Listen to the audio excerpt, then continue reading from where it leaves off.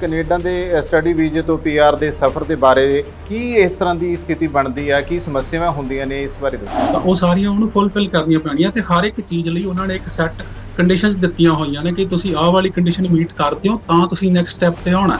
Admission ਤੋਂ ਬਾਅਦ ਜੇ ਗੱਲ ਕਰ ਲਈ ਜਾਵੇ, ਬਦਲਣਾ ਪਵੇ, ਕਾਲਜ ਬਦਲਣਾ ਪਵੇ ਤਾਂ ਉਹਦੇ ਵਾਸਤੇ ਕੀ ਸੂਰਤ ਹਾਲ ਹੈ? ਜਦੋਂ ਤੁਸੀਂ ਇੱਕ ਪ੍ਰੋਗਰਾਮ ਚੇਂਜ ਕਰ ਲਿਆ ਤਾਂ ਪਹਿਲੀ ਗੱਲ ਤਾਂ ਤੁਹਾਡੇ ਕੋਲ ਸਟਰੋਂਗ ਰੀਜ਼ਨ ਹੋਣਾ ਚਾਹੀਦਾ ਕਿ ਤੁਸੀਂ ਚੇਂਜ ਕਿਉਂ ਕੀਤਾ। ਅਦਰਵਾਈਜ਼ ਅੰਟਲ ਅਨਲੈਸ ਤੁਹਾਨੂੰ ਕੋਈ ਬਹੁਤ ਜ਼ਿਆਦਾ ਨੈਸੈਸਰੀ ਨਹੀਂ ਹੈਗਾ ਤਾਂ ਮੈਂ ਇਹੀ ਐਡਵਾਈਸ ਕਰੂੰਗਾ ਕਿ ਨਾ ਕਰੋ।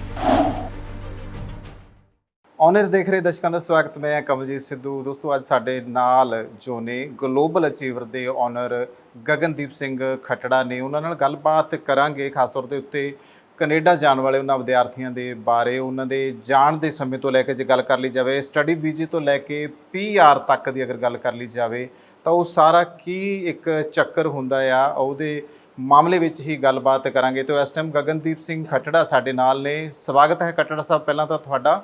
ਸਤਿ ਸ਼੍ਰੀ ਅਕਾਲ ਜੀ, ਬਹੁਤ ਬਹੁਤ ਥੈਂਕ ਯੂ ਤੁਹਾਡਾ ਇਸ ਪਲੇਟਫਾਰਮ ਦੇਣ ਲਈ, ਸਾਨੂੰ ਆਪਣੀ ਗੱਲ ਰੱਖਣ ਲਈ, ਤੇ congratulation to your team as well for this wonderful growth in short span of time.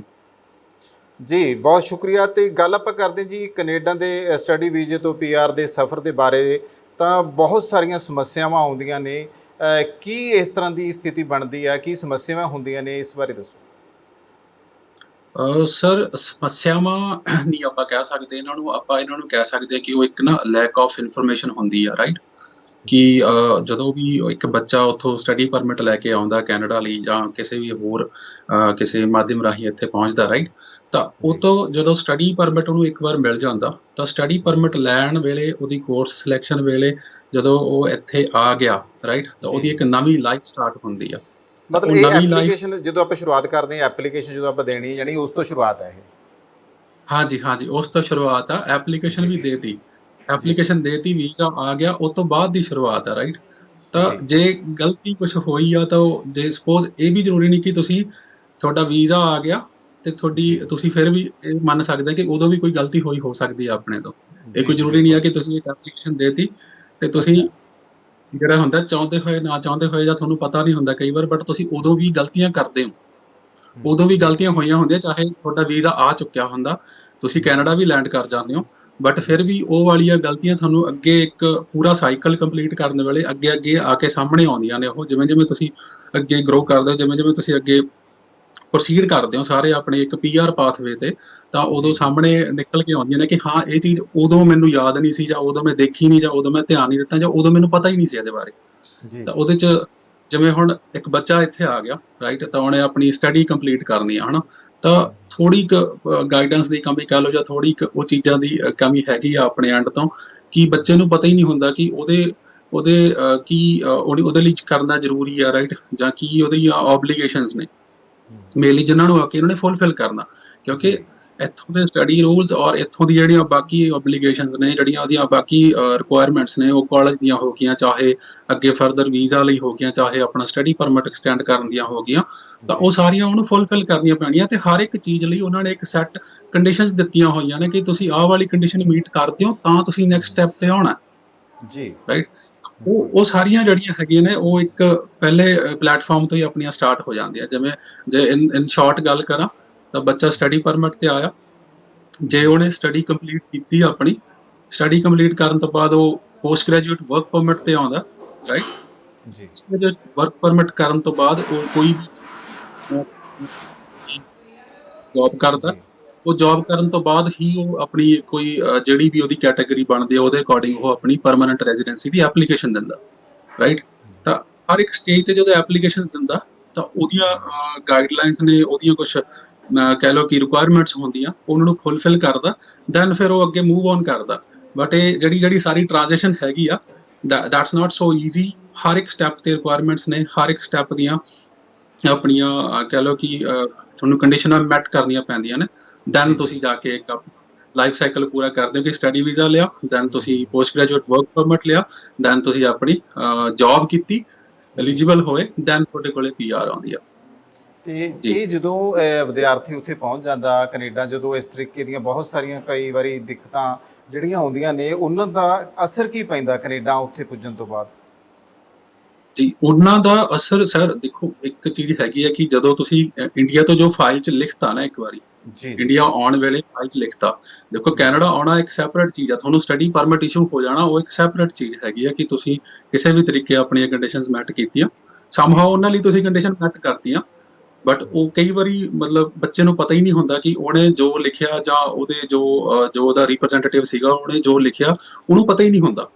ਜੀ ਛੋਟੀ ਜਿਹੀ ਐਗਜ਼ਾਮਪਲ ਕਿ ਜਦੋਂ ਇਹ ਕੇਸ ਮੈਂ ਬਹੁਤ ਵਾਰ ਦੇਖਿਆ ਕਿ ਮੋਸਟਲੀ ਜਿਹੜੇ ਬੱਚੇ ਗ੍ਰੈਜੂਏਟ ਕਰਕੇ ਜਾਂ ਗ੍ਰੈਜੂਏਸ਼ਨ ਆਪਣੀ ਕੰਪਲੀਟ ਕਰਕੇ ਇੱਥੇ ਕਿਸੇ ਪੋਸਟ ਗ੍ਰੈਜੂਏਸ਼ਨ ਪ੍ਰੋਗਰਾਮ ਜਾਂ ਫਿਰ ਆਪਣੇ ਕਿਸੇ ਮਾਸਟਰ ਪ੍ਰੋਗਰਾਮ ਦੇ ਵਿੱਚ ਇੱਥੇ ਆਉਂਦੇ ਨੇ, ਰਾਈਟ। ਸਪੋਜ਼ ਕਿ ਇੱਕ ਬੱਚੇ ਨੇ ਬੀਕਾਮ ਕੀਤੀ ਹੋਈ ਆ, ਰਾਈਟ, ਜਾਂ ਉਹਨੇ ਬੀਟੈਕ ਕੀਤੀ ਹੋਈ ਆ, ਜਾਂ ਕਹਿ ਲਓ ਕਿ ਕੁੜੀਆਂ ਨੇ ਨਰਸਿੰਗ ਕੀਤੀ ਹੋਈ ਆ, ਤਾਂ ਹੁਣ ਜੀ ਉਹ ਇੱਕ ਏਜੰਟ ਕੋਲੇ ਗਿਆ, ਸਪੋਜ਼ ਕਿਸੇ ਵੀ ABC ਏਜੰਟ ਕੋਲੇ ਗਿਆ, ਉਹਨੇ ਕਹਿਤਾ ਕਿ ਜੀ ਮੈਨੂੰ ਤਾਂ ਕੈਨੇਡਾ ਜਾਣਾ, ਆ ਮੇਰੀ ਸਟੱਡੀ ਆ ਤੇ ਆ ਮੇਰਾ ਸਾਰਾ ਆ ਸਕੋਰ ਆ ਤੇ ਆ ਮੇਰੀਆਂ ਚੀਜ਼ਾਂ ਨੇ, ਤੁਸੀਂ ਮੈਨੂੰ ਦੱਸੋ ਕੀ ਹੋ ਸਕਦਾ, ਰਾਈਟ।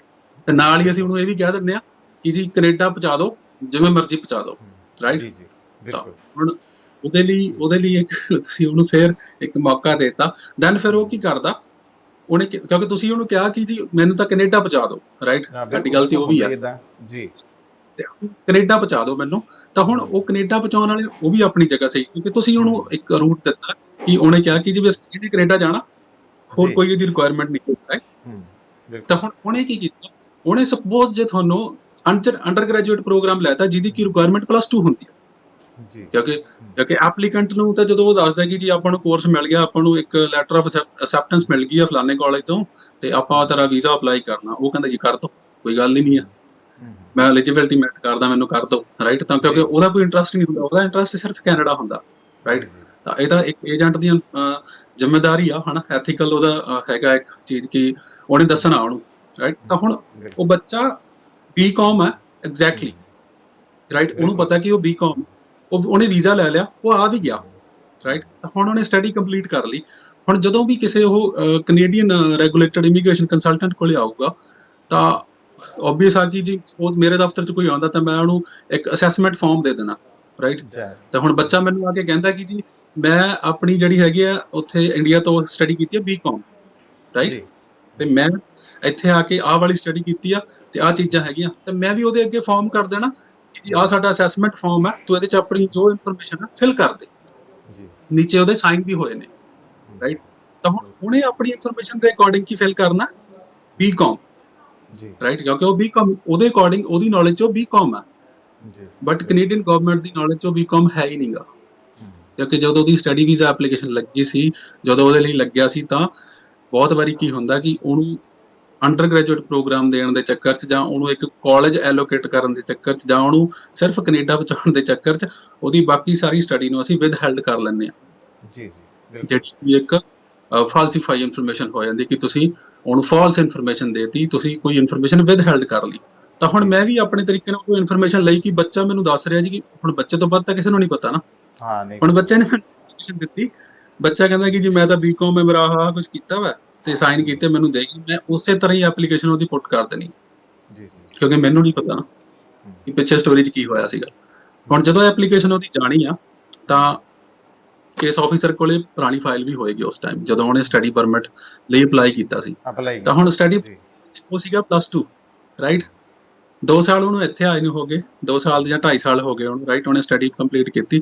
ਹੁਣ ਉਹ 3 ਸਾਲਾਂ 'ਚ ਨਵੀਂ ਬੀਕਾਮ ਕਿੱਥੋਂ ਪ੍ਰਗਟ ਹੋ ਗਈ, ਬਿਲਕੁਲ ਰਾਈਟ। ਤਾਂ ਅੱਛਾ ਇਹ ਉਹਨੂੰ ਦਿੱਕਤ ਅਸੀਂ ਇਹ ਦਿੱਕਤ ਜੀ ਜੇ ਮਿਸ ਰਿਪਰੈਜ਼ੈਂਟੇਸ਼ਨ ਕਹਿੰਦੇ ਹਾਂ ਅਸੀਂ ਉਹਨੂੰ, ਜੀ ਵਰਸਟ ਟੂ ਵਰਸਟ ਕੇਸ ਦੇ ਵਿੱਚ ਉਹਦੇ 'ਚ ਫਿਰ ਤੁਹਾਡੇ ਤੇ 5 ਸਾਲ ਦਾ ਬੈਨ ਲੱਗ ਜਾਂਦਾ, ਤੁਹਾਨੂੰ ਕੋਈ ਜੀ ਅੱਗੇ ਤੁਹਾਨੂੰ ਕੰਟੀਨਿਊ ਨਹੀਂ ਕਰਨ ਦਿੰਦੇ, ਉਹ ਤੁਹਾਨੂੰ ਪਰਮਾਨੈਂਟਲੀ ਕਹਿ ਦਿੱਤਾ ਜਾਂਦਾ ਕਿ ਤੁਸੀਂ ਇਹ ਵਾਲੀ ਇਨਫੋਰਮੇਸ਼ਨ ਜਿਹੜੀ ਹੈਗੀ ਆ ਸਾਡੀ, ਤੁਸੀਂ ਵਿਦ ਹੈਲਡ ਕੀਤੀ ਸੀ, ਜਿਹੜੀ ਕਿ ਜੀ ਜੀ ਲੀਗਲੀ ਰਾਈਟ ਨਹੀਂ, ਰਾਈਟ। ਔਰ ਇਹ ਚੀਜ਼ ਸਿਰਫ ਇੱਕ ਛੋਟੀ ਜਿਹੀ ਇਨਫੋਰਮੇਸ਼ਨ ਨਾ ਹੋਣ ਕਰਕੇ ਕਿ ਬਿਲਕੁਲ ਜਦੋਂ ਤੁਸੀਂ ਫਾਈਲ ਲੱਗੀ ਆ, ਜਦੋਂ ਤੁਸੀਂ ਕਿਸੇ ਇੱਕ ਏਜੰਟ ਕੋਲੇ ਗਏ ਹੋ, ਤਾਂ ਐਟਲੀਸਟ ਉਹਨੂੰ ਇੱਕ ਇਹ ਪੁੱਛ ਲਓ ਕਿ ਜੀ ਮੇਰਾ ਪ੍ਰੋਗਰਾਮ ਕਿਹੜਾ, ਕੀ ਇਹ ਅੰਡਰ ਗ੍ਰੈਜੂਏਟ ਪ੍ਰੋਗਰਾਮ ਹੈ, ਕੀ ਇਹ ਜਿਹੜਾ ਮੇਰਾ ਪ੍ਰੋਗਰਾਮ ਮਾਸਟਰ ਡਿਗਰੀ ਆ, ਤਾਂ ਇਹਦੀ ਐਲੀਜੀਬਿਲਟੀ ਪ੍ਰੋਗਰਾਮ ਦੀ ਐਲੀਜੀਬਿਲਟੀ ਕੀ ਆ, ਰਾਈਟ। ਜੀ ਅੱਜ ਕੱਲ ਇੰਟਰਨੈਟ ਸਾਰਿਆਂ ਕੋਲ ਹੈਗਾ, ਬਹੁਤ ਵੱਡੇ ਲੈਵਲ ਤੇ ਇੰਟਰਨੈਟ ਯੂਜ਼ ਹੁੰਦਾ, ਬਟ ਬਿਲਕੁਲ ਕਦੇ ਸਾਨੂੰ ਸਹੀ ਇਨਫੋਰਮੇਸ਼ਨ ਲੈਣ ਲਈ ਵੀ ਅਸੀਂ ਕਰ ਸਕਦੇ ਹਾਂ। ਹਰ ਇੱਕ ਕਾਲਜ ਦੀ ਵੈਬਸਾਈਟ ਹੈ, ਤਾਂ ਉੱਥੇ ਜਾ ਕੇ ਪ੍ਰੋਗਰਾਮ ਚੈੱਕ ਕਰ ਲਓ ਐਟਲੀਸਟ,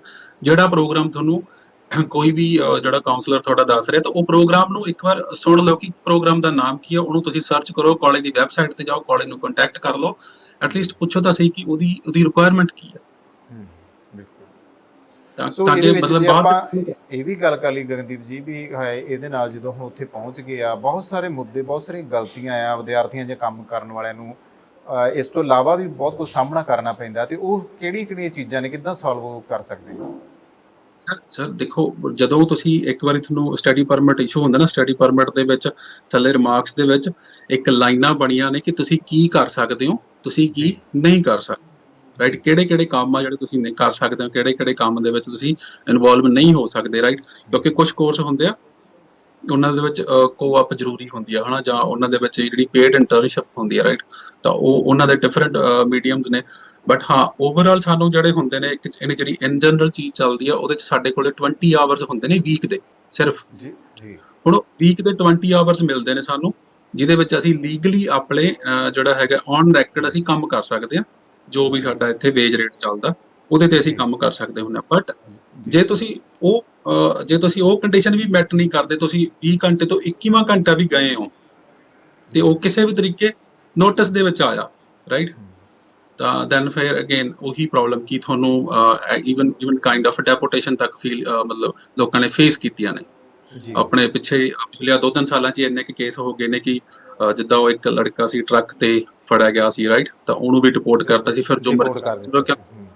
ਹਾਂਜੀ, ਕਿਉਂਕਿ ਜਦੋਂ ਇੱਕ ਵਾਰੀ ਤੁਸੀਂ ਇਮੀਗ੍ਰੇਸ਼ਨ ਦੀ ਨਜ਼ਰਾਂ ਦੇ ਵਿੱਚ, ਇੱਕ ਵਾਰੀ ਤੁਸੀਂ ਇਮੀਗ੍ਰੇਸ਼ਨ ਦੀ ਨਜ਼ਰਾਂ 'ਚ ਕੋਈ ਵੀ ਇਨਫੋਰਮੇਸ਼ਨ ਮਿਸਲੀਡ ਕੀਤੀ ਉਹਨਾਂ ਨੂੰ, ਰਾਈਟ, ਜੀ ਚਾਹੇ ਉਹ ਤੁਸੀਂ ਇੰਟੈਂਸ਼ਨਲੀ ਕੀਤੀ, ਚਾਹੇ ਤੁਸੀਂ ਅਨਇੰਟੈਂਸ਼ਨਲੀ ਕੀਤੀ, ਦੈਨ ਜੀ ਆਨਸਰੇਬਲ ਤੁਸੀਂ ਹੋਈ ਹੋ। ਫਿਰ ਤੁਹਾਡਾ ਕੋਈ ਏਜੰਟ ਜਾਂ ਤੁਹਾਡਾ ਕੋਈ ਹੋਰ ਬੰਦਾ ਆਨਸਰੇਬਲ ਨਹੀਂ, ਕਿਉਂਕਿ ਫਿਰ ਉਹਨੇ ਜੋ ਰਿਪੋਰਟ ਬਣਾਉਣੀ ਆ ਉਹ ਅਕੋਰਡਿੰਗ ਟੂ ਲਾਅ ਬਣਾਉਣੀ ਆ। ਬਿਲਕੁਲ। ਕਿਉਂਕਿ ਸਾਡੇ ਕੰਮ ਚੱਲਦਾ ਦੇਖਾ ਦੇਖੀ ਕਿ ਜੀ ਬਿਲਕੁਲ ਉਹ ਵੀ ਕਰੀ, ਕੀ ਉਹ ਹੋ ਵੀ ਗਿਆ ਕਰੀ ਜਾਂਦਾ, ਮੈਂ ਵੀ ਕਰਨਾ। ਤਕਰੀਬਨ ਇੰਡੀਆ ਹੁਣ। ਦੇ ਜਿਹੜੇ ਸਾਡੇ ਪੰਜਾਬੀ ਵਿਦਿਆਰਥੀ, ਉਹਨਾਂ ਦਾ ਸਭ ਤੋਂ ਵੱਡਾ ਮਸਲਾ ਇਹ ਬਣਦਾ। ਇੱਥੇ ਇੱਕ ਹੋਰ ਗੱਲ ਵੀ ਆਉਂਦੀ ਹੈ ਕਿ ਜੇ ਆਪਾਂ ਐਡਮਿਸ਼ਨ ਉੱਥੇ ਹੁੰਦੀ ਆ, ਐਡਮਿਸ਼ਨ ਤੋਂ ਬਾਅਦ ਜੇ ਗੱਲ ਕਰ ਲਈ ਜਾਵੇ, ਬਦਲਣਾ ਪਵੇ, ਕਾਲਜ ਬਦਲਣਾ ਪਵੇ, ਤਾਂ ਉਹਦੇ ਵਾਸਤੇ ਕੀ ਸੂਰਤ ਹਾਲ ਹੈ, ਕੀ ਕਰਨਾ ਪਊਗਾ? ਸਰ ਪਹਿਲੀ ਗੱਲ ਤਾਂ ਮੈਂ ਇਹੀ ਕਹੂੰਗਾ ਕਿ ਜੀ ਕਾਲਜ ਬਦਲਣਾ 'ਚ ਰੀਜ਼ਨ ਕੀ ਆ ਤੁਹਾਡੇ ਕੋਲੇ, ਹਨਾ।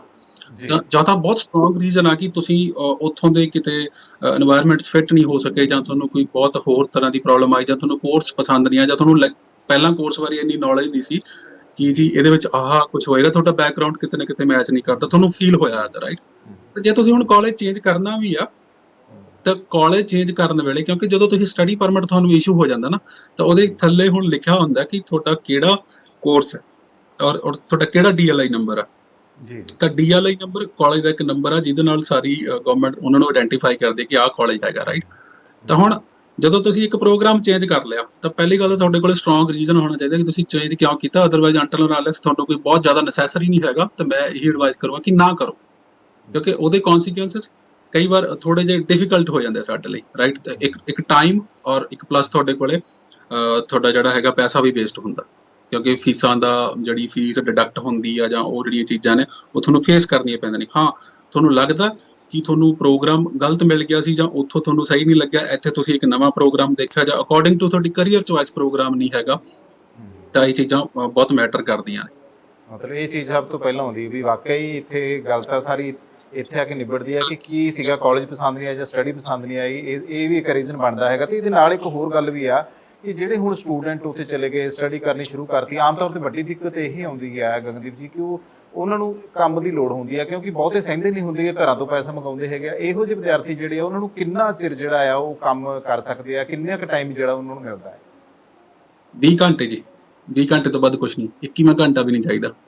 ਇਹ ਵੀਕ ਦੇ ਹਿਸਾਬ ਨਾਲ ਜਾਂ ਵੀਕ ਦੇ ਪਰ ਵੀਕ ਘੰਟੇ ਪਰ ਪਰ ਵੀਕ ਕੰਮ ਕਰ ਸਕਦੇ ਆ ਜੀ। ਔਨ ਸਿਨ ਇੱਕ ਡਾਕੂਮੈਂਟ ਹੈ ਇੱਥੋਂ ਦਾ ਜਿਹੜਾ ਤੁਹਾਨੂੰ ਤੁਹਾਡੀ ਆਇਡੈਂਟੀਫਿਕੇਸ਼ਨ ਹੈ ਇੱਥੋਂ ਦੀ ਹਰ ਤਰੀਕੇ ਨਾਲ, ਯਾਨੀ ਉਹ ਲੀਗਲ ਹੈ। ਕਿਉਂਕਿ ਕਾਲਜ ਚੇਂਜ ਦੇ ਵਿੱਚ ਪ੍ਰੋਬਲਮ ਇਹ ਨਹੀਂ ਹੁੰਦੀ ਕਿ ਅਸੀਂ ਕਾਲਜ ਚੇਂਜ ਕਰੀਏ ਤੇ ਸਾਨੂੰ ਕੋਈ ਬਹੁਤ ਵੱਡੀਆਂ ਪ੍ਰੋਬਲਮ ਨੇ, ਠੀਕ ਆ, ਇੱਕ ਜੈਨੂਇਨ ਚੀਜ਼ ਹੈਗੀ ਆ। ਤਾਂ ਬਟ ਤੁਸੀਂ ਜਦੋਂ ਕਾਲਜ ਚੇਂਜ ਕਰਨਾ, ਤਾਂ ਅਸੀਂ ਗਲਤੀ ਇਹ ਕਰਦੇ ਹਾਂ ਕਿ ਅਸੀਂ ਕਾਲਜ ਨੂੰ ਨੋਟੀਫਾਈ ਹੀ ਨਹੀਂ ਕਰਦੇ, ਸੌਰੀ ICCRC ਨੂੰ ਜਾਂ IRCC ਨੂੰ ਅਸੀਂ ਨੋਟੀਫਾਈ ਨਹੀਂ ਕਰਦੇ ਕਿ ਜੀ ਅਸੀਂ ਕਾਲਜ ਚੇਂਜ ਕਰ ਲਿਆ, ਜਿਹੜਾ ਕਿ ਜ਼ਰੂਰੀ ਚੀਜ਼ ਆ, ਜ਼ਰੂਰੀ ਆ। ਅੱਛਾ, ਇਹ ਵੀ ਦੱਸਣਾ ਜ਼ਰੂਰੀ ਹੁੰਦਾ, ਜੇ ਨਾ ਦੱਸਿਆ ਤਾਂ ਇਹਦਾ ਵੀ ਪੰਗਾ ਪਊਗਾ। ਸਰ ਜੇ ਨਾ ਦੱਸਿਆ ਤਾਂ ਪੰਗਾ ਨਹੀਂ, ਬਹੁਤ ਵੱਡਾ ਪੰਗਾ ਪੈਣਾ। ਕਿ ਇਸ ਰੀਜ਼ਨ ਕਰਕੇ ਮੇਰੇ ਸਾਹਮਣੇ ਇੱਕ ਬੱਚਾ ਇੱਥੋਂ ਡਿਪੋਰਟ ਕੀਤਾ ਇਹਨਾਂ ਨੇ, ਰਾਈਟ। ਅੱਛਾ ਤਾਂ ਕਿਉਂਕਿ ਮੈਂ ਉਹਨੂੰ ਜਾ ਕੇ 에ਅਰਪੋਰਟ ਤੇ ਫੇਸ ਵੀ ਕੀਤਾ, ਉਹਨੇ ਚੀਜ਼ਾਂ ਦੇਖੀਆਂ ਨੇ ਕੀ ਸਿਸਟਮ ਹੋਇਆ ਉਸ ਬੱਚੇ ਨਾਲ। ਉਹ ਬੱਚਾ ਪੂਰਾ ਕੋਰਸ ਕੰਪਲੀਟ ਕਰ ਚੁੱਕਿਆ ਸੀ ਆਪਣਾ, ਜੀ ਸਿਰਫ ਸਾਰਾ ਕੋਰਸ ਕੰਪਲੀਟ ਕਰ ਲਿਆ, ਸਿਰਫ ਉਹਦੇ 2 ਸਬਜੈਕਟ ਪੈਂਡਿੰਗ ਸੀਗੇ। ਉਹ ਇੰਡੀਆ ਜੀ ਟਰੈਵਲ ਕੀਤਾ ਸੀਗਾ ਤੇ ਸਮਹਾਉ ਕਿਵੇਂ ਕਿਸੇ ਨਾ ਕਿਸੇ ਤਰੀਕੇ ਸੀਬੀਐਸਈ ਨੇ ਉਹਨੂੰ ਰੋਕ ਲਿਆ। ਤਾਂ ਉਹਦੇ ਵਿੱਚ ਸਭ ਤੋਂ ਪਹਿਲੀ ਮਿਸਟੇਕ ਉਹਦੀ ਇਹੀ ਸੀ ਕਿ ਉਹਨਾਂ ਨੂੰ ਪੁੱਛਿਆ, ਕਿਉਂਕਿ ਜਦੋਂ ਤੁਸੀਂ ਟਰੈਵਲ ਕਰਨਾ ਨਾ, ਤਾਂ ਜਦੋਂ ਤੁਸੀਂ 에ਅਰਪੋਰਟ ਤੇ ਆਉਣਾ, ਤੁਹਾਨੂੰ ਸੀਬੀਐਸਈ ਨੇ ਪੁੱਛਿਆ ਕਿ ਜੀ ਤੁਹਾਡਾ ਕਾਲਜ ਕਿਹੜਾ। ਤੁਸੀਂ ਕਹਤਾ ਜੀ ਮੇਰਾ ਏਬੀਸੀ ਕਾਲਜ ਆ, ਜੀ ਕਿਉਂਕਿ ਤੁਸੀਂ ਆਪਣਾ ਕਰੰਟ ਕਾਲਜ ਦੱਸ ਦੇਣਾ ਉਹਨੂੰ, ਬਟ ਜੀ ਕਾਗਜ਼ਾਂ 'ਚ ਕੁਝ ਹੋਰ ਆ, ਤੁਸੀਂ ਉੱਥੇ ਗਲਤ ਹੋ ਗਏ, ਰਾਈਟ। ਬਿਲਕੁਲ ਕਿਉਂਕਿ ਉਹ ਉਹਨਾਂ ਦੇ ਅਕੋਰਡਿੰਗ ਇੱਕ ਗਾਈਡਲਾਈਨਸ ਹੈ, ਇੱਕ number fix number of days ਨੇ ਕਿ ਉਹਨੇ ਦਿਨ ਦੇ ਵਿੱਚ ਤੁਸੀਂ ਉਹਨਾਂ ਨੂੰ ਨੋਟੀਫਾਈ ਕਰਨਾ ਕਿ ਤੁਹਾਨੂੰ ਕੋਈ ਫਿਰ ਤੁਹਾਨੂੰ ਕੋਈ ਪ੍ਰੋਬਲਮ ਨਹੀਂ ਆਉਂਦੀ, ਰਾਈਟ। ਬਟ ਜੀ ਸਾਡੇ ਇਹ ਹੁੰਦਾ ਕਿ ਜੀ ਉਹਨੇ ਵੀ ਕੀਤਾ ਸੀਗਾ, ਉਹਨੇ ਤਾਂ ਕੀਤਾ ਨਹੀਂ ਕਿਤੇ। ਤਾਂ ਇਹ ਚੀਜ਼ਾਂ ਸਾਡੀਆਂ ਬਹੁਤ ਕਾਮਨ ਨੇ। ਜੀ ਬਿਲਕੁਲ। ਤੋ ਇਸ ਤੋਂ ਇਲਾਵਾ ਜੇ ਆਪਾਂ ਗੱਲ ਕਰ ਲਈਏ, ਜਿਵੇਂ ਅਸੀਂ ਵਰਕ ਪਰਮਿਟ ਲਗਾ ਦਿੰਦੇ ਹਾਂ, ਉਸ ਤੋਂ ਬਾਅਦ ਵੀ ਇਹ ਹੁੰਦਾ ਹੈ ਕਿ ਪ੍ਰਵਾਨਗੀ ਨਹੀਂ ਮਿਲਦੀ ਹੈ ਨਾ, ਤਾਂ ਫਿਰ ਡਿਪੋਰਟ ਇਸ ਤਰੀਕੇ ਨਾਲ ਵੀ ਕੋਈ ਮਸਲਾ ਹੁੰਦਾ ਹੈ, ਡਿਪੋਰਟ ਕਰ ਦਿੰਦੇ ਆ। ਤੇ ਹਾਂਜੀ, ਬਦਲ ਉਹਦਾ ਕੀ ਹੋ ਸਕਦਾ ਇਸ ਮਾਮਲੇ 'ਚ? ਹੁਣ ਜੇ ਆਪਾਂ ਲਾਈਫ ਸਾਈਕਲ ਦੇ ਅਕੋਰਡਿੰਗ ਗੱਲ ਕਰੀ, ਤਾਂ ਪਹਿਲਾਂ ਆਪਾਂ ਗੱਲ ਕਰ ਲਈ ਕਿ ਜੀ ਸਟੱਡੀ ਪਰਮਿਟ ਮਿਲ ਗਿਆ, ਉਹਨੇ ਅਪਲਾਈ ਕੀਤਾ, ਉਹਨੇ ਪ੍ਰੋਗਰਾਮ ਚੱਕਿਆ, ਤਾਂ ਉਹਨੇ ਸਟੱਡੀ ਪਰਮਿਟ ਅਪਲਾਈ ਕਰਤਾ।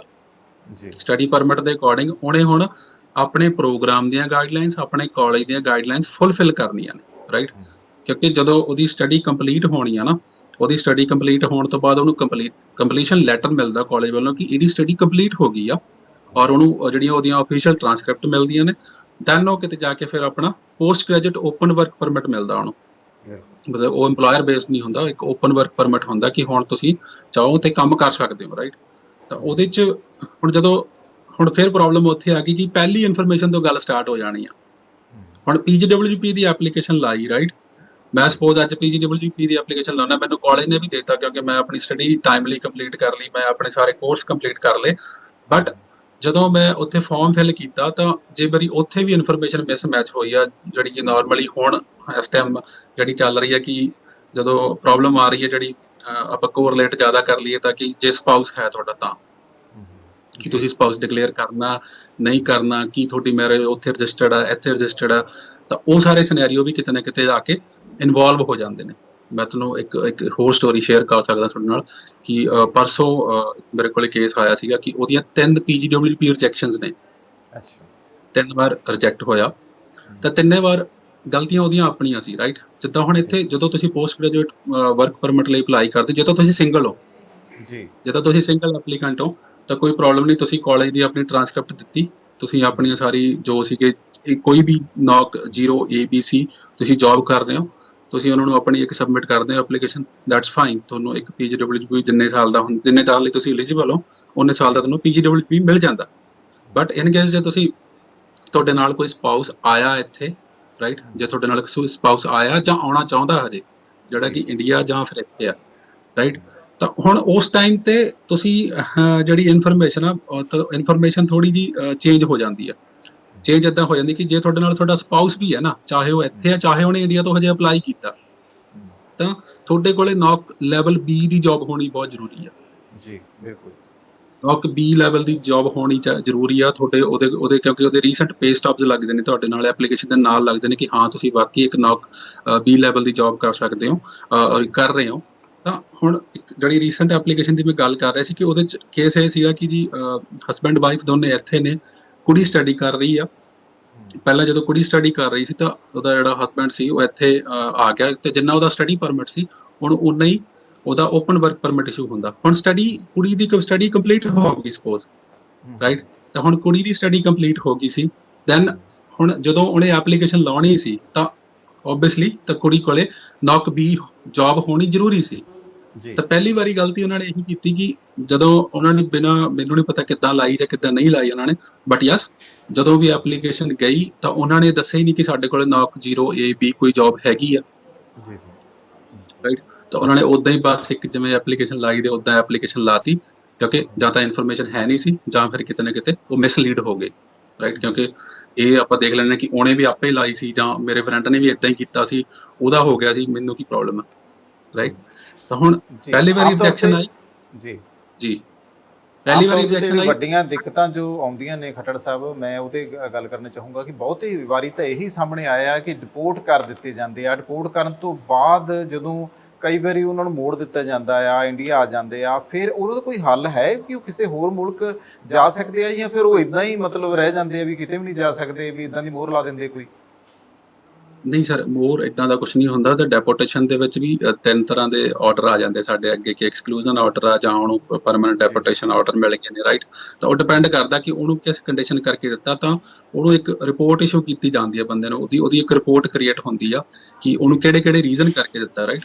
ਤਾਂ ਹੁਣ ਪ੍ਰੋਬਲਮ ਉੱਥੇ ਹੀ ਸ਼ੁਰੂ ਹੁੰਦੀ ਹੈ ਕਿ ਸਪੋਜ਼ ਤੁਹਾਡੀ ਕੋਈ ਰਿਜੈਕਸ਼ਨ ਆਈ ਹੈ ਨਾ ਇੱਥੇ, ਕਿਉਂਕਿ ਇਸ ਲੈਵਲ ਤੱਕ ਪਹੁੰਚਦੇ ਕਿੱਦਾਂ ਅਸੀਂ, ਕਿ ਡੈਪੋਟੇਸ਼ਨ ਤੇ ਗੱਲ ਆ ਗਈ, ਰਾਈਟ। ਤਾਂ ਇਸ ਲੈਵਲ ਤੇ ਪਹੁੰਚਣ ਲਈ ਵੀ ਕਿਤੇ ਨਾ ਕਿਤੇ ਤਾਂ ਅਸੀਂ ਜ਼ਿੰਮੇਦਾਰ ਆ ਨਾ, ਕਿਉਂਕਿ ਵੀਜ਼ਾ ਆਫਿਸਰ ਕਦੇ ਵੀ ਤੁਹਾਨੂੰ ਬਿਨਾਂ ਮਤਲਬ ਕਿਸੇ ਰੀਜ਼ਨ ਦੇ ਤੁਹਾਨੂੰ ਇਦਾਂ ਨਹੀਂ ਕੋਈ ਲੈਟਰ ਇਸ਼ੂ ਕਰ ਦਿੰਦੇ। ਉਹਨਾਂ ਕੋਲ ਸਟਰੋਂਗ ਰੀਜ਼ਨ ਹੁੰਦਾ ਆਪਣਾ, ਕਿਉਂਕਿ ਉਹ ਬਾਏ ਲਾਅ ਤੁਸੀਂ ਕੁਝ ਮਿਸ ਕੀਤਾ, ਜਾਂ ਤੁਸੀਂ ਕੁਝ ਅਵੋਇਡ ਕੀਤਾ, ਜਾਂ ਤੁਸੀਂ ਉਹਨਾਂ ਨੂੰ ਕੁਝ ਵਿਦਹੈਲਡ ਕਰ ਲਿਆ, ਉਹਨਾਂ ਨੂੰ ਜਾਣਕਾਰੀ ਦਿੱਤੀ ਨਹੀਂ, ਉਹਨਾਂ ਨੂੰ ਬੇਵਕੂਫ ਬਣਾਉਣ ਦੀ ਕੋਸ਼ਿਸ਼ ਕੀਤੀ ਹੈ, ਰਾਈਟ।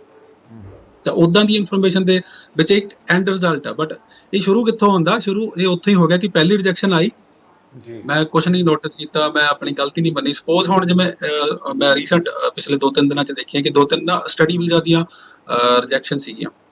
ਤਾਂ ਸਟੱਡੀ ਵੀਜ਼ਾ ਦੀ ਰਿਜੈਕਸ਼ਨ ਦੇ ਵਿੱਚ ਤੁਸੀਂ ਨੋਟ ਕਰਿਓ ਕਿ ਮੈਂ ਤੁਹਾਨੂੰ ਸਟੱਡੀ ਵੀਜ਼ਾ ਦੀ ਰਿਜੈਕਸ਼ਨ ਵੀ ਭੇਜੂੰਗਾ, ਤੇ ਔਨ ਸਕਰੀਨ ਵੀ ਦਿਖਾ ਸਕਦੇ ਹੋ। ਤਾਂ ਉਹਦੇ ਵਿੱਚ ਸਾਫ਼ ਲਿਖਿਆ ਹੋਇਆ ਕਿ ਤੁਸੀਂ ਬੱਚੇ ਨੇ ਐਪਲੀਕੇਸ਼ਨ ਦੇ ਨਾਲ ਆਪਣਾ ਨਾ ਕੋਈ ਸਟੱਡੀ ਦੇ ਅਕੈਡਮਿਕਸ ਅਪਲੋਡ ਕੀਤੇ ਹੋਏ ਨੇ, ਨਾ ਹੀ ਕੋਈ ਤੁਸੀਂ ਉਹਦੇ ਨਾਲ ਆਪਣਾ ਲੈਂਗੁਏਜ ਸਕੋਰ ਅਪਲੋਡ ਕੀਤਾ ਹੋਇਆ। ਜੀ ਬਿਲਕੁਲ। ਐਡੀ ਵੱਡੀ ਮਿਸਟੇਕ ਹੋ ਜਾਂਦੀ, ਰਾਈਟ। ਜਾਂ ਐਡਾ ਵੱਡਾ ਲੈਟਰ ਉਹ ਚਿੱਠਾ ਕੱਢ ਕੇ ਇਦਾਂ ਨਹੀਂ ਦੇ ਦਿੰਦੇ। ਤਾਂ ਉਹਦੇ ਵਿੱਚ ਸਾਫ਼ ਲਿਖਿਆ ਹੁੰਦਾ ਕਿ ਕੀ ਰੀਜ਼ਨ ਨੇ ਤੁਹਾਡੇ, ਰਾਈਟ। ਬਟ ਜੇ ਤੁਹਾਨੂੰ ਇੱਕ ਵਾਰੀ ਕੋਈ ਰਿਜੈਕਸ਼ਨ ਮਿਲੀ ਹੈ ਨਾ, ਤਾਂ ਪਲੀਜ਼ ਉਹਨੂੰ ਐਨਾਲਿਸਿਸ ਕਰ ਲਿਆ ਕਰੋ। ਤਾਂ ਉਹਦਾ ਇੱਕ ਬਹੁਤ ਸੌਖਾ ਤਰੀਕਾ ਕਿ ਤੁਸੀਂ ਹਰ ਇੱਕ ਕਿਸੇ ਵੀ ਤਰ੍ਹਾਂ ਦੀ ਰਿਜੈਕਸ਼ਨ ਲਈ, ਚਾਹੇ ਉਹ ਐਨੀ ABC ਪ੍ਰੋਗਰਾਮ ਲਈ ਤੁਸੀਂ ਅਪਲਾਈ ਕੀਤਾ, ਤਾਂ ਉਸ ਤੋਂ ਬਾਅਦ GCMS ਨੋਟਸ ਜਾਂ ਕੇਪਸ ਨੋਟਸ ਅਪਲਾਈ ਕਰ ਲਿਆ ਕਰੋ, ਤਾਂ ਕਿ ਤੁਹਾਨੂੰ ਕਲੀਅਰ, ਕਿਉਂਕਿ ਉਹਦੇ ਵਿੱਚ ਕਲੀਅਰ ਕਹਾਣੀ ਹੁੰਦੀ ਆ ਕਿ ਆਫਿਸਰ ਨੇ ਕਿਉਂ ਸੋਚ ਕੇ ਪੂਰੇ ਨੋਟਸ ਲਿਖੇ ਹੁੰਦੇ ਆ ਆਫਿਸਰ ਦੇ, ਕਿ ਉਹਨੇ ਕਿਉਂ ਤੁਹਾਨੂੰ ਮਨਾ ਕੀਤਾ ਆਉਣ ਤੋਂ, ਰਾਈਟ। ਤਾਂ ਪਹਿਲਾਂ ਉਹ ਚੀਜ਼ਾਂ ਪੂਰੀਆਂ ਕਰਿਆ ਕਰੋ, ਰਾਦਰ ਦੈਨ ਕਿ ਤੁਸੀਂ ਕਿਸੇ ਦੀ ਨਵੀਂ ਸਲਾਹ ਲੈ ਕੇ ਫਿਰ ਉਹਦੇ ਅਕੋਰਡਿੰਗ ਪੁੱਟ ਕਰ ਦਿਓ, ਫਿਰ ਤੀਜੇ ਬੰਦੇ ਕੋਲੇ ਜਾਓ, ਫਿਰ ਉਹਦੇ ਅਕੋਰਡਿੰਗ ਪੁੱਟ ਕਰ ਦਿਓ, ਰਾਈਟ। ਮਤਲਬ ਬਹੁਤ ਸਲਾਹਾਂ ਹੀ ਖਰਾਬ ਕਰਦੀਆਂ ਜੀ, ਕਿਉਂਕਿ ਪਹਿਲੀ ਚੀਜ਼, ਜੇ ਤੁਹਾਡੇ ਤੋਂ ਇੱਕ ਗਲਤੀ ਹੋ ਗਈ ਆ, ਤਾਂ ਮਤਲਬ ਐਡਾ ਸੌਖਾ ਨਾ ਲੈ ਲਿਆ ਕਰੋ ਵੀ ਕੋਈ ਗੱਲ ਨਹੀਂ, ਉਹਦੀ ਵੀ ਆ ਗਈ ਸੀ, ਕਿਉਂਕਿ ਫਿਰ ਸਾਡੇ ਹੌਸਲਾ ਦੇਣ ਵਾਲੇ ਵੀ ਉਦਾਂ ਹੀ ਨੇ ਨਾ, ਵੀ ਮੇਰੀ ਵੀ ਆ ਗਈ ਸੀ, ਮੈਂ ਫਿਰ ਦੁਬਾਰਾ ਆ ਗਿਆ। ਤਾਂ ਏਦਾਂ ਦਾ ਕੋਈ ਕੇਸ ਨਹੀਂ, ਕਿਉਂਕਿ ਹਰ ਇੱਕ ਸਿੰਗਲ ਕੇਸ ਇੰਡੀਵਿਜੂਅਲ ਕੇਸ ਆ, ਉਹ ਆਪਣੇ ਆਪ 'ਚ ਇੱਕ ਡਿਫਰੈਂਟ ਸਟੋਰੀ ਆ। ਤਾਂ ਹੁਣ ਜਿਹੜੀ ਉਹ ਸਟੋਰੀ ਹੋਈ ਡਿਫਰੈਂਟ ਆ, ਤਾਂ ਤੁਸੀਂ ਉਹਦੇ ਕੇਸ ਨੂੰ ਉਹਦੇ 25 ਡੇਜ਼ ਦੇ ਵਿੱਚ, ਮੇਰੇ ਖਿਆਲ 'ਚ ਤੁਹਾਡੇ ਕੋਲੇ ਵਰਕਿੰਗ ਡੇਜ਼ ਦੇ ਵਿੱਚ ਤੁਹਾਨੂੰ ਪਹੁੰਚ ਜਾਂਦੇ ਆ, ਮਿਲ ਜਾਂਦੇ ਆ। ਤਾਂ ਉਹਨੂੰ ਐਨਾਲਿਸਿਸ ਕਰ ਲਓ, ਤਾਂ ਕਿ ਤੁਸੀਂ ਉਹ ਦੁਬਾਰੇ ਗਲਤੀ ਨਾ ਕਰੋ। ਦੂਸਰੀ ਚੀਜ਼ ਕਿ ਗਲਤੀ ਇਹ ਹੋ ਗਈ, ਤੁਸੀਂ ਅਪਲਾਈ ਵੀ ਕਰਤਾ, ਤਾਂ ਗਲਤੀ ਹੋਣ ਦੇ ਵਿੱਚ ਜਾਂ ਉਹਨੂੰ ਸੁਧਾਰਨ ਦੇ ਵਿੱਚ, ਜਿਵੇਂ ਤੁਸੀਂ ਪੁੱਛਿਆ ਕਿ ਕੀ ਹੋ ਸਕਦਾ ਕੀ ਨਹੀਂ ਹੋ ਸਕਦਾ, ਰਾਈਟ। ਤਾਂ ਹੁਣ ਜੇ ਤਾਂ ਤੁਸੀਂ ਆਪਣੀ ਐਪਲੀਕੇਸ਼ਨ ਲਗਾਈ ਆ ਇੱਕ ਰੈਗੂਲੇਟਡ ਕੰਸਲਟੈਂਟ ਕੋਲੋਂ, ਰਾਈਟ, ਜਿਹਨੇ ਤੁਹਾਡੇ ਤੋਂ ਰਿਪਰੈਜ਼ੈਂਟੇਸ਼ਨ ਫਾਰਮ ਸਾਈਨ ਕਰਵਾਇਆ ਹੋਊਗਾ, ਜੇ ਤਾਂ ਤੁਸੀਂ ਰਿਪਰੈਜ਼ੈਂਟੇਸ਼ਨ ਫਾਰਮ ਸਾਈਨ ਕੀਤਾ, ਤਾਂ ਦੈਨ ਉਹ ਕਿਤੇ ਨਾ ਕਿਤੇ ਇਹ ਮੰਨ ਲੈਂਦੇ ਕਿ ਠੀਕ ਆ, ਇਹ 'ਚ ਬੱਚੇ ਦੀ ਗਲਤੀ ਥੋੜੇ ਜਿਹੇ ਲੈਵਲ ਤੇ ਘੱਟ ਆ, ਕਿਉਂਕਿ ਉਹਨੂੰ ਕਿਸੇ ਨੇ ਰਿਪਰੈਜ਼ੈਂਟ ਕੀਤਾ, ਰਾਈਟ। ਕਿਉਂਕਿ ਸੈਕੰਡ ਐਪਲੀਕੇਸ਼ਨ ਦੇ ਵਿੱਚ ਫਿਰ ਉਹਨੂੰ ਇੱਕ ਮੌਕਾ ਮਿਲ ਜਾਂਦਾ ਕਿ ਹਾਂ, ਮੈਂ ਆਹ ਰਿਪਰੈਜ਼ੈਂਟੇਸ਼ਨ ਵਾਲੇ ਰਿਪਰੈਜ਼ੈਂਟੇਟਿਵ ਤੋਂ ਆਪਣੀ ਫਾਈਲ ਲਗਾਈ ਸੀ, ਤਾਂ ਮੇਰੇ ਕੋਲੇ ਆਹ ਮਿਸਟੇਕ ਹੋ ਗਈ, ਜਾਂ ਉਹਦੇ ਤੋਂ ਆਹ ਮਿਸਟੇਕ ਹੋ ਗਈ। ਉਹ ਇੱਕ ਔਨ ਰਿਕਾਰਡ ਚੀਜ਼ ਰਹਿੰਦੀ ਹੈ ਕਿ ਉਹਨੂੰ ਕਿਸੇ ਨੇ ਰਿਪਰੈਜ਼ੈਂਟ ਕੀਤਾ ਸੀ, that's it. But most of the cases ਦੇ ਵਿੱਚ ਹੁੰਦਾ ਕੀ ਆ ਕਿ ਬੱਚੇ ਦੀ ਫਾਈਲ ਬੱਚੇ ਦੇ ਨਾਮ ਤੋਂ ਹੀ ਲੱਗੀ ਹੁੰਦੀ ਆ ਜੀ, ਤੇ ਜੇ ਬੱਚੇ ਦੇ ਨਾਮ ਤੋਂ ਲੱਗੀ ਆ, ਸਾਰੇ ਸਾਈਨ ਤੁਸੀਂ ਕੀਤੇ ਨੇ, ਹਰ ਇੱਕ ਜਗ੍ਹਾ ਤੇ ਕਲਿੱਕ ਤੁਸੀਂ ਕੀਤਾ, ਈਮੇਲ ਤੁਹਾਡੀ ਆ, ਸਾਰਾ ਐਡਰੈਸ ਤੁਹਾਡਾ, ਤਾਂ ਤੁਸੀਂ ਕਿੱਦਾਂ ਕਹਿ ਦੋਗੇ ਬਾਅਦ 'ਚ ਕਿ ਜੀ ਨਹੀਂ, ਮੇਰੀ ਪਹਿਲਾਂ ਵਾਲੀ ਇਨਫੋਰਮੇਸ਼ਨ ਗਲਤ ਸੀ ਤੇ ਮੈਂ ਜਿਹੜੀ ਹੁਣ ਦੱਸੂਗਾ ਉਹ ਸਹੀ ਹੈ। ਜੀ। ਅੱਛਾ, ਇੱਥੇ ਇੱਕ ਗੱਲ ਇਹ ਵੀ ਖੜਕਦੀ ਆ ਵੀ ਆਮ ਤੌਰ ਤੇ ਹੁੰਦਾ ਕੀ ਹੈ ਕਿ ਬੱਚੇ ਜਿਹੜੇ ਨੇ ਉਹ ਨਹੀਂ ਜਾ ਰਹੇ ਹੁੰਦੇ, ਕਿ ਪੇਰੈਂਟਸ ਜਿਹੜੇ ਆ ਉਹ ਆਪ ਤੁਰੇ ਜਾਂਦੇ, ਵੱਡਾ ਭਰਾ ਆ ਗਿਆ, ਪਿਓ ਆ ਗਿਆ, ਮਾਂ ਆ ਗਈ, ਉਹ ਜਾਂਦੇ ਆ ਜਦੋਂ ਇਸ ਤਰ੍ਹਾਂ ਦੀ ਐਪਲੀਕੇਸ਼ਨ ਜਿਹੜੀ ਆ ਫਿਲ ਕਰਨੀ ਹੁੰਦੀ ਆ, ਤੇ ਜਿਹੜਾ ਜਾਣ ਵਾਲਾ ਉਹਨੂੰ ਬਿਲਕੁਲ ਨਹੀਂ ਪਤਾ ਹੁੰਦਾ। ਇਸ ਬਾਰੇ ਕੀ ਕਹਿਣਾ ਚਾਹੋਗੇ? ਅਖੀਰਲਾ ਸਵਾਲ ਮੇਰਾ ਤੁਹਾਨੂੰ ਇਹ ਹੈ। ਜਾਣ ਵਾਲੇ ਨੂੰ ਪਤਾ ਹੋਣਾ ਬਹੁਤ ਜ਼ਰੂਰੀ ਆ, ਚਾਹੇ ਇਹਨੂੰ ਤੁਸੀਂ ਮਤਲਬ ਕਹਿ ਲਓ ਕਿ ਸਾਡੇ ਬੰਦੇ ਅਨਅਵੇਅਰ ਨੇ, ਜਾਂ ਕਹਿ ਲਓ ਕਿ ਨੈਗਲੈਕਟ ਕਰ ਦਿੰਦੇ ਆ ਔਨ ਦਾ ਨੇਮ ਆਫ ਕਿ ਸਾਨੂੰ ਤਾਂ ਕੈਨੇਡਾ ਲੈ ਜਾਓ, ਐਂਡ ਉੱਥੇ ਹੀ ਹੋਣਾ। ਹਰ ਇੱਕ ਗੱਲ ਸ਼ੁਰੂ ਉੱਥੋਂ ਹੋਣੀ ਹੈ, ਐਂਡ ਉੱਥੇ ਹੀ ਹੋਣੀ ਹੈ ਕਿ ਮੈਨੂੰ ਕੈਨੇਡਾ ਲੈ ਜਾਓ, ਭੇਜ ਦੋ। ਹੁਣ ਉਹ ਚਾਚਾ ਗਿਆ, ਚਾਚੇ ਨੇ ਸਾਰੀ ਇਨਫੋਰਮੇਸ਼ਨ ਲੈਤੀ, ਕਿਉਂਕਿ ਚਾਚੇ ਨੇ ਆਪਣੀ ਇਨਫੋਰਮੇਸ਼ਨ ਦੇ ਹਿਸਾਬ ਨਾਲ ਕਰਨਾ ਨਾ, ਉਹਨੂੰ ਜਿੰਨੀ, ਕਿਉਂਕਿ ਉਹਦਾ ਇਨਫੋਰਮੇਸ਼ਨ ਸੋਰਸ ਵੀ ਤਾਂ ਉਹੀ ਸੁਸਾਇਟੀ ਹੈ ਨਾ, ਕਿਉਂਕਿ ਉਹਨੇ ਬਿਲਕੁਲ। ਕਿਸੇ ਦਾ ਦੇਖਿਆ ਹੁੰਦਾ ਕਿ ਜੀ ਹਾਂਜੀ ਵੀ ਫਲਾਨਾ ਆਪਣਾ ਬੰਦਾ ਸੀ, ਉਹਨੇ +2 ਕੀਤੀ ਸੀ, ਉਹਦਾ ਹੂੰ, 30-40 ਦਿਨਾਂ ਦੇ ਵਿੱਚ ਵੀਜ਼ਾ ਆ ਗਿਆ, ਉਹਨੂੰ ਕੀ ਹੋ ਗਿਆ? ਹੂੰ, ਜੀ, ਸੋ ਗੱਲ ਇਹ ਵੀ ਹੈ ਕਿ ਉਹਨੂੰ ਕੀ ਹੋ ਗਿਆ? ਤਾਂ ਤੁਹਾਡੇ ਕੋਲੇ ਰਾਈਟਸ ਨੇ ਆਪਣੇ, ਤੁਹਾਡੇ ਕੋਲੇ ਆਪਣੀ ਇੱਕ ਇਨਫੋਰਮੇਸ਼ਨ ਹੈ ਕਿ ਤੁਸੀਂ ਜਿਹਦੇ ਕੋਲੇ ਫਾਈਲ ਲਗਾ ਰਹੇ ਹੋ, ਤਾਂ ਉਹ ਕਿਸ ਤਰੀਕੇ ਨਾਲ ਤੁਹਾਡੇ ਕੋਲੇ ਫਾਈਲ ਦੀ ਕਾਪੀ ਹੋਣੀ ਜ਼ਰੂਰੀ ਆ। ਕਿਉਂਕਿ ਤੁਹਾਡੀ ਉਸੇ ਗੱਲ ਤੇ ਆਉਣਾ ਹੁਣ, ਇੱਕ ਰੀਸੈਂਟ ਕੇਸ, ਇਹਦਾ ਰਿਜ਼ਲਟ ਕਿੱਥੇ ਆ ਕੇ ਨਿਕਲਦਾ? ਉਦੋਂ ਕੋਈ ਪ੍ਰੋਬਲਮ ਨਹੀਂ ਆਉਂਦੀ, ਵੀਜ਼ਾ ਵੀ ਆ ਗਿਆ। ਹੁਣ ਜੀ, ਜਿਹੜੀ ਕੇਸ ਦੇ ਵਿੱਚ ਤੁਸੀਂ ਕਹਿ ਰਹੇ ਹੋ ਨਾ ਕਿ ਉਹ ਕਿਸੇ ਨੇ, ਚਾਚੇ ਭੈਣ ਭਾਈ ਨੇ ਸਾਡੇ ਨੇ ਲਗਾਤੀ ਫਾਈਲ, ਕਿਸੇ ਨਾਲ ਕੰਸਲਟੈਂਟ ਨਾਲ ਗੱਲ ਕੀਤੀ, ਜੋ ਵੀ ਕੀਤਾ ਹਨਾ, ਹੂੰ, ਉਹ ਤਾਂ ਆ ਗਿਆ। ਬਿਲਕੁਲ, ਉਹਦੀ ਇਨਫੋਰਮੇਸ਼ਨ ਜਿੱਦਾਂ ਵੀ ਲੱਗੀ, ਬੱਚੇ ਨੂੰ ਤਾਂ ਪਤਾ ਹੀ ਨਹੀਂ। ਹੁਣ ਹੋਇਆ ਕੀ ਜੀ, ਪਿੱਛੇ ਜੇ ਇੱਕ ਬੰਦਾ ਪੀਆਰ ਲਈ ਐਲੀਜੀਬਲ ਸੀਗਾ, ਸਾਡੇ ਕੋਲ ਐਪਲੀਕੇਸ਼ਨ ਜੀ, ਸੀਗੀ ਕਿ ਉਹ ਬੱਚਾ ਪੀਆਰ ਲਈ ਐਲੀਜੀਬਲ ਸੀ। ਹੁਣ ਉਹ ਹੂੰ, ਬੱਚੇ ਨੇ ਗ੍ਰੈਜੂਏਸ਼ਨ ਕੀਤੀ ਹੋਈ ਹੈ ਇੰਡੀਆ ਦੇ ਵਿੱਚ, ਇੱਥੇ ਪ੍ਰੋਗਰਾਮ ਕਰ ਲਿਆ। ਹੁਣ ਉਹ ਕਹਿੰਦਾ ਕਿ ਮੈਂ ਇੰਡੀਆ ਜੌਬ ਕੀਤੀ ਸੀ, ਜੀ, ਰਾਈਟ? ਉਹ ਕਹਿੰਦਾ ਕਿ ਮੈਂ ਇੰਡੀਆ ਜੌਬ ਕੀਤੀ ਸੀ। ਤਾਂ ਮੈਂ ਕਿਹਾ ਵੀ ਕੋਈ ਗੱਲ ਨਹੀਂ, ਜੇ ਜੌਬ ਕੀਤੀ ਸੀ ਤੇ ਫਿਰ ਤੁਸੀਂ ਆਪਾਂ ਉਹਨੂੰ ਇੱਥੇ, ਤੁਹਾਨੂੰ ਐਕਸਪੀਰੀਅੰਸ ਦੇ ਨੰਬਰ ਕਾਊਂਟ ਹੁੰਦੇ ਨੇ, ਪੁਆਇੰਟਸ ਮਿਲਦੇ ਨੇ ਜੇ ਤੁਸੀਂ ਇੰਡੀਆ ਤੋਂ ਵੀ ਕੁਝ ਐਕਸਪੀਰੀਅੰਸ ਹੈਗਾ ਤੁਹਾਡੇ ਕੋਲ, ਰਾਈਟ? ਤਾਂ ਉਹ ਕਹਿੰਦਾ ਕਿ ਮੇਰੇ ਕੋਲ ਐਕਸਪੀਰੀਅੰਸ ਆ।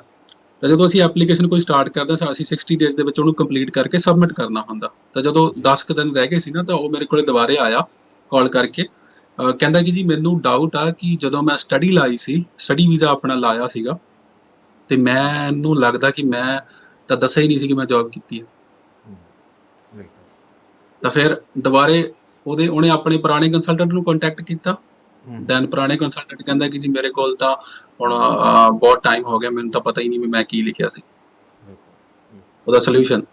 ਜੀ। ਹੁਣ ਸੋ ਪ੍ਰੋਬਲਮ ਆ ਗਈ ਨਾ, ਹੁਣ ਪ੍ਰੋਬਲਮ ਆ ਫਸਿਆ, ਗਈ, ਜੇ ਬਿਲਕੁਲ। ਤਾਂ ਵੀ ਫਸਿਆ। ਹੂੰ, ਬਿਲਕੁਲ। ਤਾਂ ਸੋ ਮੈਂ ਇਨਫੋਰਮੇਸ਼ਨ ਉਮੀਦ ਸਾਰੇ ਕਰਦਾ ਪਾਸੇ। ਗਗਨਦੀਪ ਜੀ, ਮੈਂ ਉਮੀਦ ਕਰਦਾ ਕਿ ਅੱਜ ਦੀ ਇਸ ਗੱਲਬਾਤ ਤੋਂ ਕਾਫੀ ਸਾਰੀ ਇਨਫੋਰਮੇਸ਼ਨ ਜਿਹੜੀ ਆ ਉਹਨਾਂ ਸਟੂਡੈਂਟ ਨੂੰ ਜਿਹੜੇ ਕੈਨੇਡਾ ਜਾਣਾ ਚਾਹੁੰਦੇ ਨੇ ਉਹਨਾਂ ਨੂੰ ਮਿਲ ਜਾਊਗੀ, ਜਾਣਨਾ ਚਾਹੁੰਦੇ ਨੇ ਤੇ ਇਹਦੇ ਵਿੱਚ ਤੁਹਾਡੀ ਜਿਹੜੀ ਹੈਲਪ ਆ ਉਹ ਵੀ ਲੈ ਸਕਦੇ ਨੇ।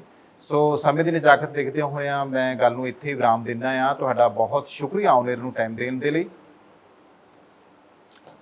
ਥੈਂਕ ਯੂ ਤੁਹਾਡਾ, ਐਡਾ ਵਧੀਆ ਪਲੇਟਫਾਰਮ ਸਾਨੂੰ ਪ੍ਰੋਵਾਈਡ ਕਰਨ ਦੇ ਲਈ, ਸੋ ਕਿ ਸਾਡੀ ਗੱਲ ਸਹੀ ਤਰੀਕੇ ਨਾਲ ਪਹੁੰਚ ਸਕੇ, ਰਾਈਟ? ਕਿਉਂਕਿ ਇਨਫੋਰਮੇਸ਼ਨ, ਕਿਉਂਕਿ ਸਾਰਾ ਗੈਪ ਜੋ ਹੈਗਾ ਇਨਫੋਰਮੇਸ਼ਨ ਦਾ, ਕਿਉਂਕਿ ਜੇ ਤੁਸੀਂ, ਮੈਂ ਲਾਸਟ ਇੱਕ ਗੱਲ ਕਹੂੰਗਾ ਕਿ ਜਿਹੜੇ ਤੁਸੀਂ ਨਿਊਜ਼ ਸੁਣਦੇ ਨਾ ਜਦੋਂ ਕਿਸੇ ਤਰੀਕੇ ਦੀ ਰਿਲੇਟਡ ਟੂ ਜੀ, ਇਮੀਗ੍ਰੇਸ਼ਨ, ਤਾਂ ਉਹਦਾ ਸੋਰਸ ਚੈੱਕ ਕਰ ਲਿਆ ਕਰੋ ਕਿ ਕੀ ਉਹ ਕ੍ਰੈਡੀਬਲ ਸੋਰਸ ਹੈ। ਤੇ ਸਭ ਤੋਂ ਵਧੀਆ ਸੋਰਸ ਕੈਨੇਡੀਅਨ ਇਮੀਗ੍ਰੇਸ਼ਨ ਦੀ ਆਪਣੀ ਇੱਕ ਵੈਬਸਾਈਟ ਆ, ਉਹ ਤੋਂ ਬਿਨਾਂ ਕਿਤੇ ਕੋਈ ਹੋਰ ਅਪਡੇਟ ਨਹੀਂ ਹੁੰਦਾ। ਜੀ। ਸੋ ਜੀ, ਬਹੁਤ ਸ਼ੁਕਰੀਆ ਗਗਨਦੀਪ ਜੀ, ਤੁਸੀਂ ਟਾਈਮ ਦਿੱਤਾ। ਤੇ ਇਸ ਦੇ ਨਾਲ ਹੀ ਅੱਜ ਦਾ ਇਹ ਪ੍ਰੋਗਰਾਮ ਸਮਾਪਤ ਕਰਦੇ ਹਾਂ। ਗਾਂ ਵੀ ਇਸੇ ਤਰੀਕੇ ਨਾਲ ਜੋ ਕੋਈ ਇਮੀਗ੍ਰੇਸ਼ਨ ਸੰਬੰਧੀ ਜਾਂ ਵਿਦਿਆਰਥੀ ਜਿਹੜੇ ਬਾਹਰ ਜਾਣਾ ਚਾਹੁੰਦੇ ਨੇ ਉਹਨਾਂ ਬਾਰੇ ਜਦੋਂ ਵੀ ਕੋਈ ਇਸ ਤਰੀਕੇ ਦੀ ਲੋੜ ਪਈ ਤਾਂ ਅਸੀਂ ਗੱਲਬਾਤ ਗਗਨਦੀਪ ਖੱਟੜਾ ਜੀ ਦੇ ਨਾਲ ਕਰਦੇ ਰਹਾਂਗੇ। ਦਿਓ ਆਗਿਆ, ਧੰਨਵਾਦ।